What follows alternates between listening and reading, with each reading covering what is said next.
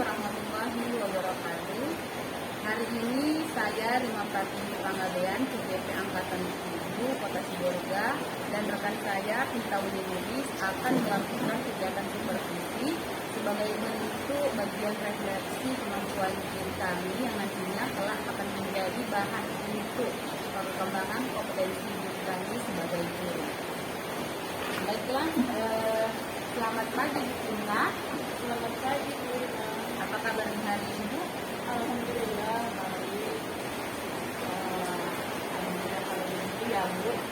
Baik Bu Rina, sebelumnya bisakah Ibu memperkenalkan diri terlebih dahulu? Assalamualaikum. Nama saya Pinta Wini. Saya guru fisika di kelas 11 IPA 5. Saya dengan Ibu Rima akan melakukan supervisi di kelas 11 IPA 5 dengan materi teorema Torricelli pada fluida dinamis. Terima kasih atas keterangannya. Jadi bagaimana perasaan Ibu saat saya akan melakukan supervisi? Ya, pertama saya sangat senang karena dengan adanya supervisi ini saya akan dapat melakukan refleksi diri saya yang dengan bantuan rekan kerja, sehingga nantinya saya akan mengetahui kompetensi apa yang masih kurang dalam diri saya sebagai guru dan kompetensi apa yang sudah baik. Nah, kira-kira apakah yang dikembangkan dalam proses supervisi tahap ini? Untuk murid, tentunya saya ingin mereka mencapai tujuan pembelajaran hari ini, serta terus meningkatkan keaktifan mereka dalam belajar. Dan untuk saya pribadi, saya ingin mengembangkan kemampuan kompetensi saya, terutama dalam memenuhi kebutuhan belajar para siswa yang beragam. Nah, apa tantangan yang Ibu hadapi dalam mengajarkan mata pelajaran Islam? Tantangan yang saya hadapi, yang pertama, misalnya itu pada pelajaran fisika harus diperlukan keahlian matematika. Nah, dan di sini lebih banyak siswa yang masih kurang pas dalam menggunakan metode matematika, misalnya perkalian ataupun mencari akar. Nah, jadi kira-kira apa persiapan yang akan Ibu lakukan untuk supervisi kali ini? Persiapan yang saya lakukan adalah menyiapkan materi yang akan saya ajarkan sebelum memasuki ke kelas. Kemudian menyiapkan media pembelajarannya agar lebih memudahkan dalam proses pembelajaran nanti. Baiklah Bu Pinta, terima kasih sudah memberikan informasi sebelum kita melakukan supervisi di kelas tadi ya. Sama-sama Bu Rina. Selamat pagi Bu Pinta.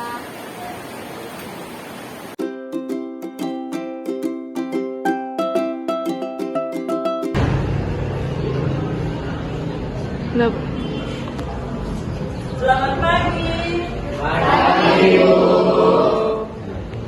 Sebelumnya berdiri. Siap. Sebelum kita memulai pelajaran, ada baiknya kita berdoa menurut agama dan keyakinan kita masing-masing. Doa dimulai.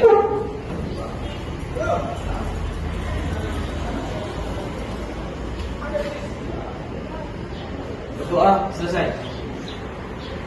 Pada ibu guru kita, beri salam.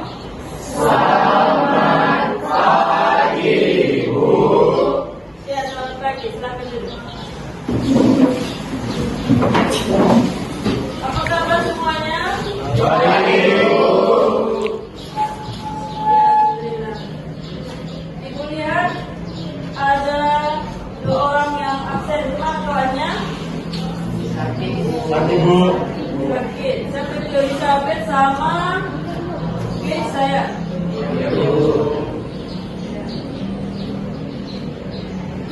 Kita akan melanjutkan pelajaran kita, yaitu tentang hukum Torricelli. Sebelumnya, adapun tujuan pembelajaran kita adalah yang pertama, siswa mampu memahami teorema Torricelli, dan yang kedua, siswa mampu memformulasikan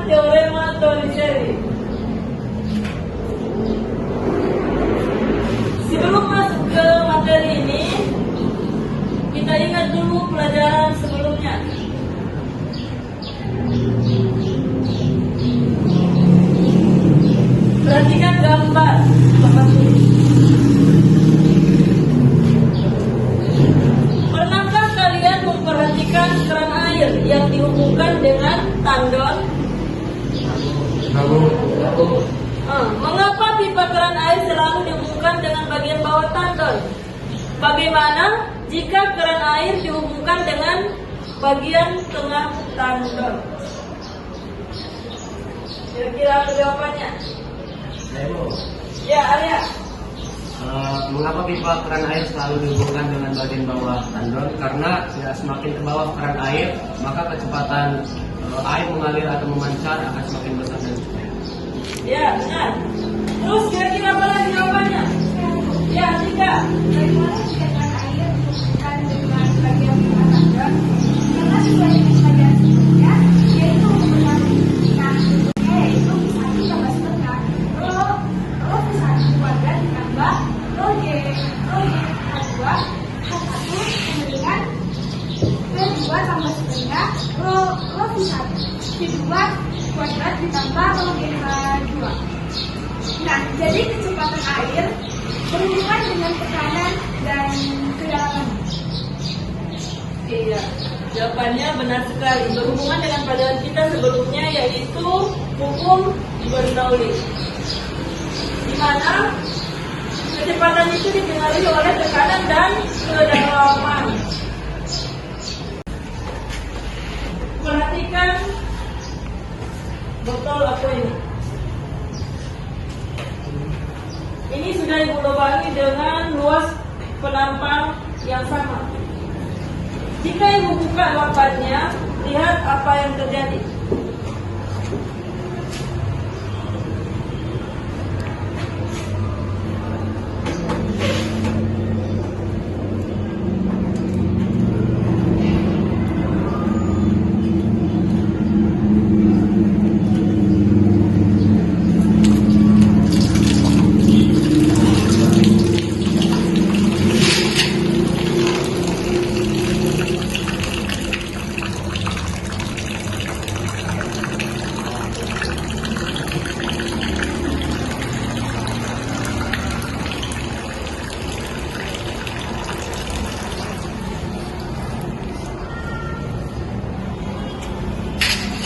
Bagaimana?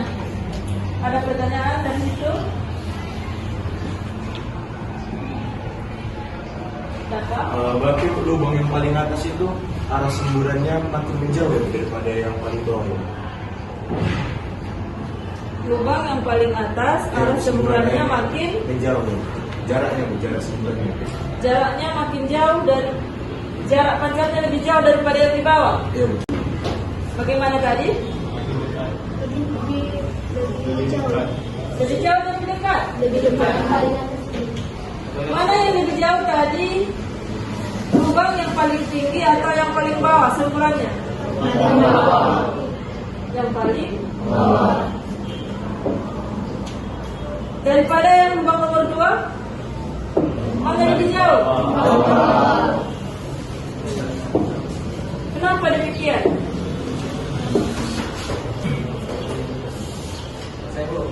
Ayo, Alia.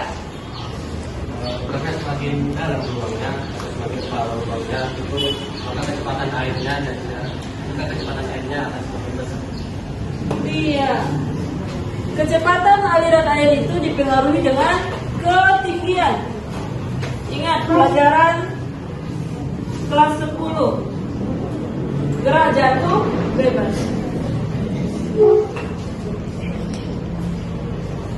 Gerak jatuh bebas. Kecepatan awalnya sama dengan 0. Jadi rumus mencari kecepatannya apa? V sama dengan apa? 2 G.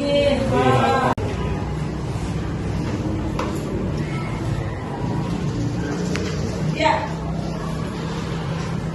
Agar lebih mengerti tentang teori motorisasi ini, maka kita bentuk kelompok dulu. Kita bentuk kelompok sesuai dengan kelompok minggu yang lalu. Silakan bentuk kelompoknya.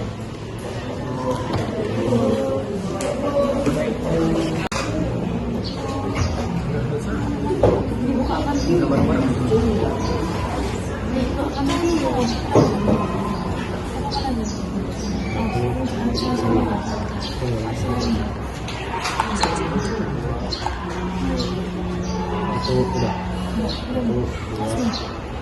Itu dua lapis ini. Iya, tiga-tiga. Dua.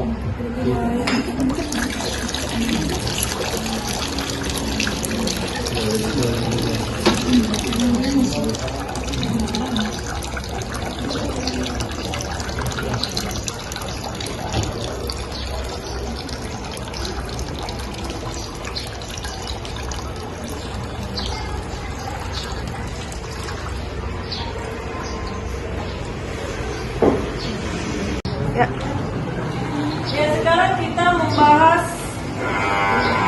pertanyaannya.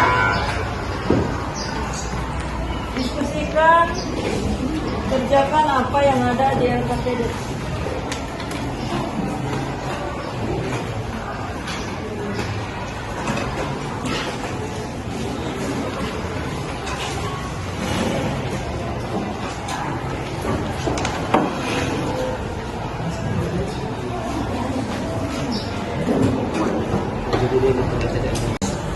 Sudah siap diskusinya kan? Kelompok 5, silakan presentasikan hasil diskusinya. Untuk soal yang pertama, apakah yang terjadi setelah lubang dibuka? Ketiga lubang tersebut memancarkan air dengan kejauhan yang berbeda-beda. Dan untuk pertanyaan yang kedua, bagaimanakah air yang keluar pada lubang-lubang tersebut? Jadi untuk lubang yang paling atas, dia jarak pancarannya adalah jarak yang paling dekat dengan botol. Dan lubang yang kedua teratas, jarak pancarannya adalah jarak pancaran terjauh kedua. Dan lubang yang paling bawah, pancarannya adalah pancaran yang terjauh. Dan untuk pertanyaan ketiga, apakah yang membuat aliran berbeda? Yang membuat pancaran jarak aliran yang berbeda adalah ketinggian atau kedalaman dari botol. Yang keempat, bagaimanakah tekanan yang dialami ketiga lubang di atas botol? Tekanan yang dialami ketiga lubang di atas botol akan sama apabila tutup botol dibuka, karena fenol yang ada pada fenolnya nanti adalah nol karena dia masih menggunakan tekanan atmosfer. Ya, bagaimana kira-kira kelompok yang lain sama hasilnya?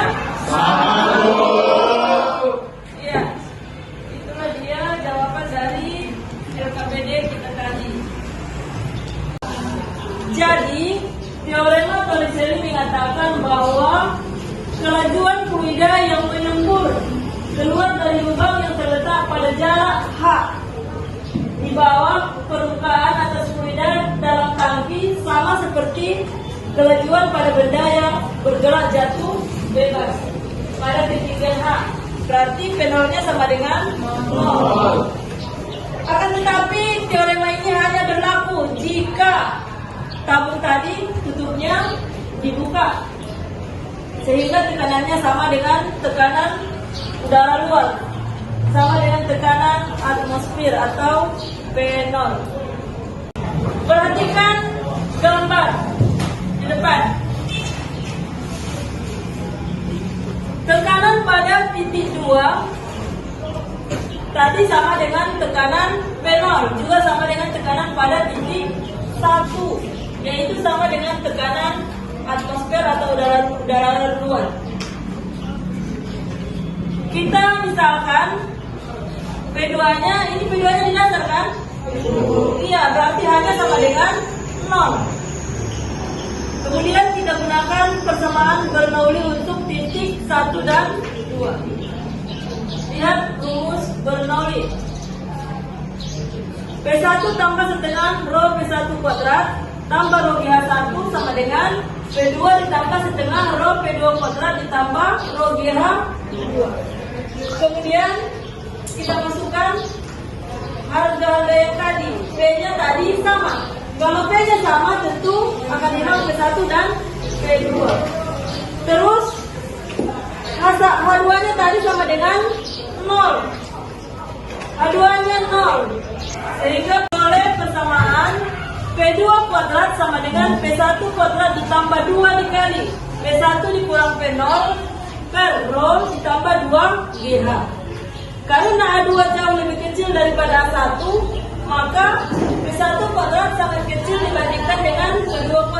sehingga dapat diabaikan.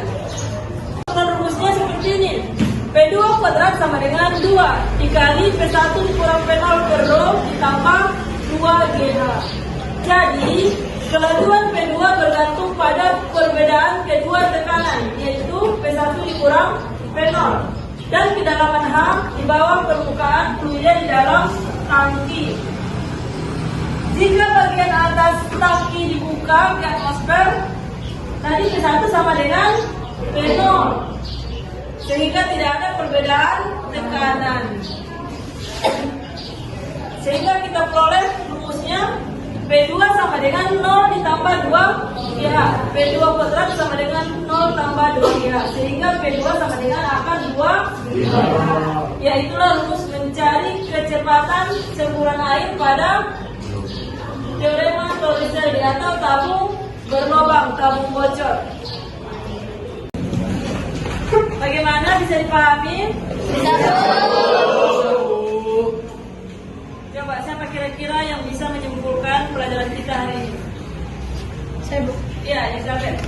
Oke, terima kasih atas penyampaian materinya, Bu, tentang materinya. Sebelumnya perkenalkan, nama saya Elizabeth Natalia Pasaribo, dan di sini saya akan menarik kesimpulan daripada pembahasan untuk kali ini. Nah, adapun kesimpulannya, kecepatan pada semburan air pada teorema Torricelli ini bergantung pada tekanan dan ketinggiannya. Jika permukaan tabung dibuka, maka kecepatannya sama seperti kecepatan gerak jatuh bebas. Yang bisa kita ambil kesimpulan, kalau V0-nya itu sama dengan 0. Dan juga tekanan pada setiap lubangnya itu sama dengan tekanan yang ada di udara luar, maupun di atmosfer. Sehingga dapat kita peroleh rumus V sama dengan akar 2GH, di mana H-nya itu jarak dari permukaan peluru. Sekian kesimpulan yang dapat saya ambil. Ya, jawabannya sudah bagus. Itulah kesimpulan pembelajaran kita hari ini. Untuk pembelajaran berikutnya, kita akan memasuki pelajaran tentang, untuk lebih memahami pelajaran kita hari ini, maka kerjakan soal esai dan pilihan ganda yang ada di LKS. Ya, halaman berapa itu? Halaman 308. Dikerjakan di buku latihan.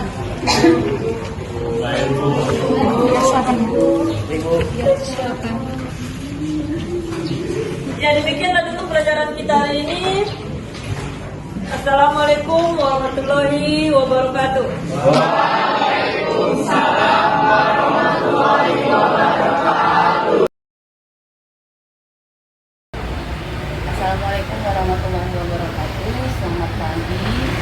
Saya Rima Pratiwi Panggabean, CGP Angkatan 7 Kota Sibolga, Provinsi Sumatera Utara. Saya sudah melakukan supervisi akademi bersama rekan saya, Ibu Pintau Lubis. Di sini hadir PP saya, Bapak Pahala Raja Gugu, untuk mendampingi melihat pasca supervisi akademik kami. Selamat pagi Bu Pinta. Selamat pagi Kak Rima. Apa kabarnya Bu? Alhamdulillah.